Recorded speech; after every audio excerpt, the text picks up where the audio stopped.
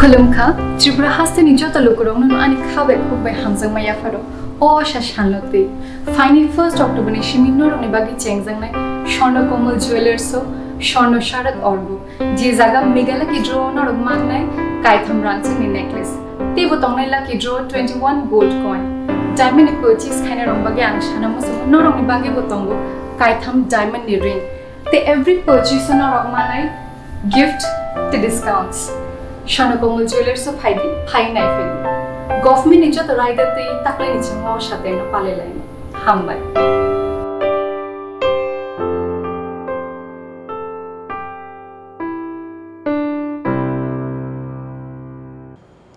Liquid nitrogen plant te kaisa artificial insemination training centers namna ni bagai 15 crore 5 lakh rang rana ni gosimur ka ha kotor hafa abono kari bu kusuk beren mi kaisa slaughter house te wak bahan por processing kaisa factory snamoiti sana ni bagai 4 crore 85 lakh rang gosimur ka ha kotor hafa korak salo secretary to kaisa koktu padaringe o saklai mur ka ha seni ARDD bedek montri Bhagwan Das Hasteo Shalbrum no Krokshania Gulo Kroksha, Hakotor Hapang ni Montri Rock Paimania Gulo, Haino Hai Haste Hapang ni Lukurok ni Hamkrani Bagai, Kaisha Kotor Rang Marirena ni Goshimundaka Hakotor Hapang. Krak Shalo Secretary to Kaisha Koktum Panda Ringai, Hakotor Hapang ni Orang Mari, Renani Shaklai Mungna Shawik Naraka, Hasteni ARDD Bedek ni Montri Bhagwan Das, Koktum Panda o ARDD Bedek ni Montri Bhagwan Das Shaka. Haste hapang ni mal mata hamkrai bedek 2021 to 2022 rang bisini bagai chongjak rang marino gosimu rekha hakotor hapang liquid nitrogen plant te kaisa artificial insemination training centers namna ni bagai 15 crore 5 lakh rang rena ni gosimu rekha hakotor hapang abono karibo kujuk berem ni kaisa slaughter house te wak bahan pork processing kaisa factory snamiti sana ni bagi 4 crore 85 lakh rang gosimung rekha hakotor hapang khanai Kokthum Pandawa ARDD bedek ni Montri Bhagwan Das tebo shakha National Livestock Mission ni bisingte amtolite ispahi jola amchayo kaisa kotor wak rimani farm klaina ni bagai bebagai 2 crore 78 lakh rang rena ni gosimung rekha hakotor hapang khanai Abuni logi logi tipra sham kre bedek ni jaitok mumbai 6 crore 45 lakh rang shbayai silai patham teinai tongkasang ni lamau ki filei phainai 950 nukhungni lukurok no musuk pun tok tei dal bidal mal mata rok bakna ni samung cholewui tongo khanai দেখা গিয়েছিল তো এটা কি অবস্থায় আছে এবং সারা রাজ্যে swine flu যাতে বিস্তার না হয় তার জন্য দপ্তর কি ব্যবস্থা নিচ্ছে অ্যাকচুয়ালি এই যে কাঞ্চনপুরের যে সোয়াইন ফ্লু এটা কাঞ্চনপুরের সোয়াইন ফ্লু না এটা আফ্রিকান সোয়াইন ফ্লু এবং সবথেকে বড় বিষয় এই আফ্রিকান সোয়াইন ফ্লু সরাসরি কিন্তু আমাদের ত্রিপুরা রাজ্যে বা কাঞ্চনপুরে আসেনি সেটা ট্রান করেছে চায়নাতে আমরা জানি যে চায়না ভাইরাস তৈরি করবে আর আমরা ভারতবর্ষ এবং ত্রিপুরা রাজ্যে আমরা চায়না ভাইরাস রোধ করব কারণ এই চায়না থেকেই এটা বিভিন্ন ভাগে মিজোরাম এসছে মিজোরাম থেকে কাঞ্চনপুর কারণ মিজোরাম থেকে কাঞ্চনপুরের যে ডিসটেন্সটা সেটা তেমনই এবং তেমন বেশি নয় এবং একটা লিঙ্ক রয়েছে একটা যোগাযোগের আদান প্রদান আসা যাওয়ার একটা যথেষ্ট পরিমাণ রয়েছে কাঞ্চনপুরের সঙ্গে মিজোরামের তো সেখান থেকে এটা এসছে তো যাই হোক সঙ্গে সঙ্গে দপ্তর তার ব্যবস্থা নিয়েছে এবং কাঞ্চনপুরের এখন পর্যন্ত আমরা আপনাদের সামনে বলছি এই যে সোয়াইন ফ্লু যে আফ্রিকান সোয়াইন ফ্লু যেটা তার কোনো ভ্যাকসিনেশন পৃথিবীতে নেই আমাদের এখানে তো নেই পৃথিবীতে এখন পর্যন্ত সেই ভ্যাকসিন তৈরি হয়নি এবং ভ্যাকসিন পাওয়া যায়নি যার কারণে খুব তড়িঘড়িভাবে আমাদের দপ্তর এই সিদ্ধান্ত নিতে বাধ্য হয়েছে এবং সিদ্ধান্ত নিয়েছে এতে বেঁচে গেছি আমরা এখন পর্যন্ত কিছু শুকর সেখানে সেটাকে মারা হয়েছে এবং তাদেরকে সরকারিভাবে সরকারি রেট অনুযায়ী তাদেরকে কম্পেনসেশন দেওয়া হয়েছে যেমন 15 কেজি পর্যন্ত যে শুকর বাচ্চাটা তার জন্য দেওয়া হয়েছে 2200 টাকা এবং 15 থেকে 40 কেজি পর্যন্ত যে শুকরটা রয়েছে তার জন্য দেওয়া হয়েছে 5800 টাকা এবং 40 থেকে 70 কেজি পর্যন্ত যেটা রয়েছে তার জন্য 8400 টাকা 70 থেকে 100 কেজি পর্যন্ত যেটা 12,000 টাকা, 100 কেজির উপরে যেটা রয়েছে 15,000 টাকা, এবং সুপারি খাদ্য প্রতি কেজি 22 টাকা ধরে এইভাবে প্রত্যেককে এই কম্পেনসেশন দেওয়া হয়েছে। তো অ্যাকচুয়ালি দপ্তরের তরফ থেকে কিছু বিধিনিষেধ সেখানে রাখা হয়েছে, যেগুলা মেনে চলতে হচ্ছে যতক্ষণ পর্যন্ত এটা স্বাভাবিক না হবে। তো বাকি কাঞ্চনপুরের মধ্যে 1 কিলোমিটারের মধ্যে সেটা এই সারাউন্ডিং এর মধ্যে সীমাবদ্ধ রয়েছে, তার বাইরে সেটা যায়নি। মানে খুব দ্রুততার সঙ্গে সিদ্ধান্ত নেওয়া হয়েছে এবং তার ব্যবস্থা নেওয়া হয়েছে, যার কারণে বাকি সেটা বুঝতে পারেনি। এই হয়েছে বিষয়। কতটা বাড়া হয়েছে সংখ্যাটা? 68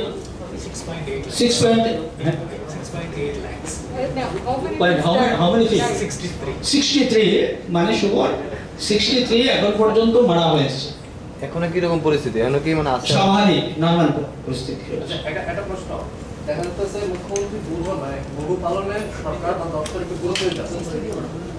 এই বিষয়ে দেখা যাচ্ছে গরু কেনা বেচা নিয়ে সেটা গোটা রাজ্যে একটা অস্থির পরিস্থিতি। কোথাও গরু বিক্রি করতে গেলে একটা গোরক্ষা কমিটি নামে একটা এনজিও বা সামথিং ওরা বাধা দিতেছে, আর অন্যদিকে গরুও পাচার হইতেছে। পাশাপাশি এটাও একটা ঘটনা যে পুলিশ বা বিএসএফ এর দুর্বলতা যে কারণে গরু বা এই জাতীয় পশুগুলি পাচার হইতেছে।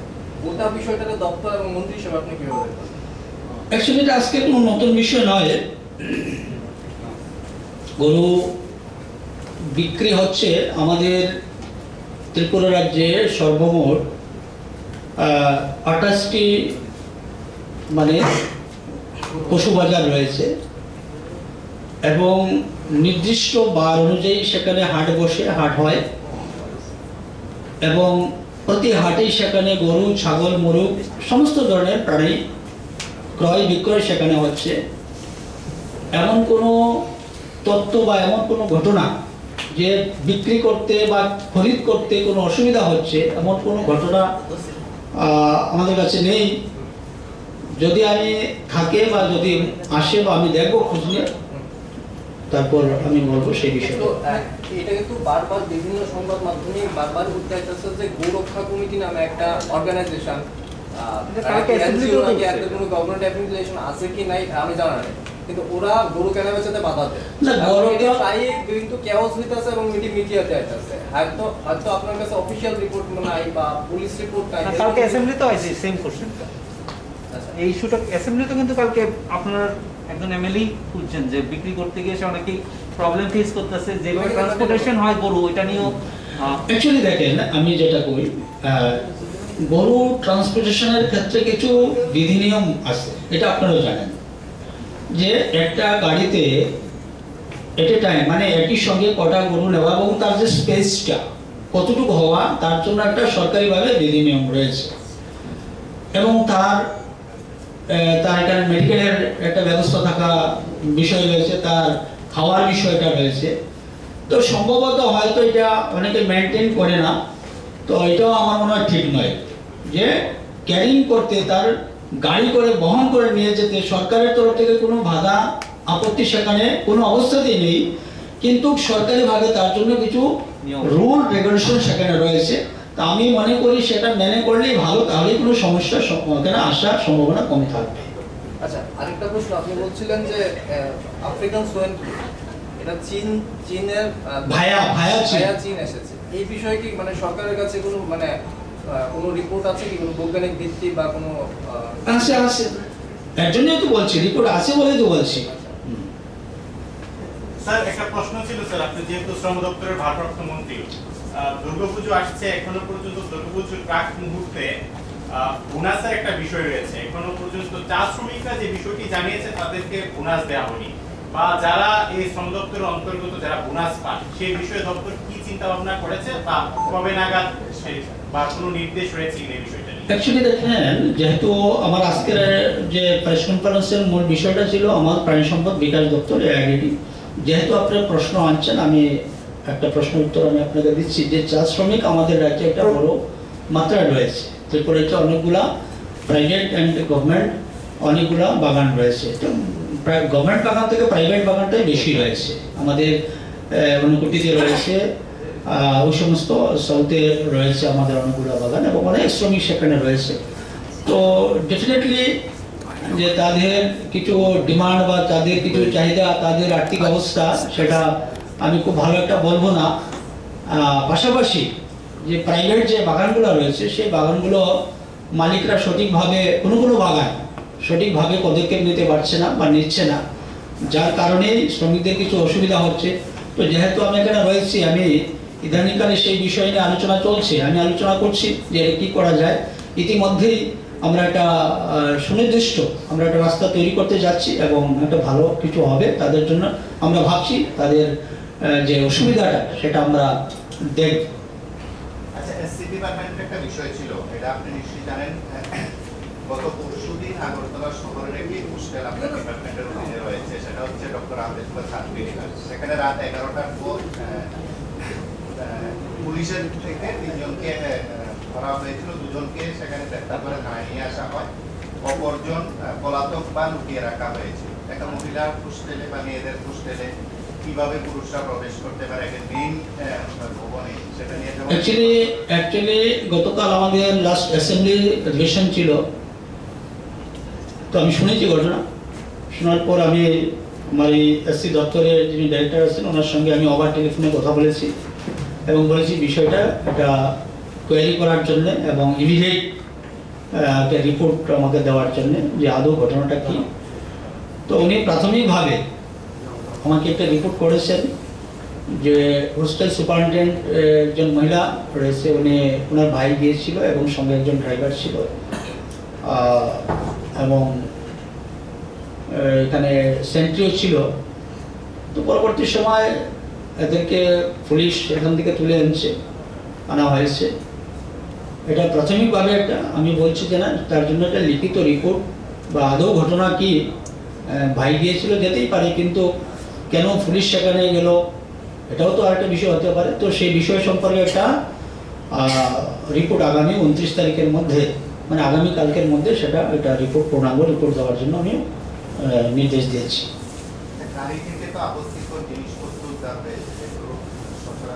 অ্যাকচুয়ালি সেই বিষয়টা তো আমি বলেছি যে আমিও ছিলাম না, আপনার ছিলাম না, সেন্ট্রিকে জিজ্ঞেস করে সেন্ট্রি বলছে এমন কোনো কিছু এখানে ছিল না, ড্রাইভার ছিল আর ওই ছিল। ঠিক আছে, ইনকোয়ারি চলছে, ইনকোয়ারি করে, এটা ইনকোয়ারির পরে যে রিপোর্ট আসবে, যদি কোনো কাউকে এইভাবে কোনো আপত্তিকর বা কোনো কিছু পাওয়া যায় অবশ্যই অ্যাকশন নেওয়া হবে, ডেফিনেটলি এখানে অ্যাকশন নেওয়া হবে। রাত 11টার পর তিনি গেছেন এবং যারা গেছেন সেখানে এলাকাবাসীর অভিযোগ তেমন প্রায়শই হচ্ছে। একজনই তো বলছি, যেটা আমার জানা ছিল না, আর আমি দপ্তরে নতুন এসেছি, আমি বলছি যদি এমন কিছু সত্যতা প্রমাণ সেখানে পাওয়া যায় তাহলে অবশ্যই তার ব্যবস্থা নেওয়া হবে এবং কঠোর ব্যবস্থা নেওয়া হবে। স্যার, আমার দুটো প্রশ্ন। একটা হচ্ছে আপনি যে ফ্যাক্ট সিমেন্ট টেকনোলজি তো আর্টিফিশিয়াল ইনসেমিনেশন যেটা করেছেন 97%, গত বছর এটা লঞ্চ হয়েছিল আমার যতটুকু মনে আছে।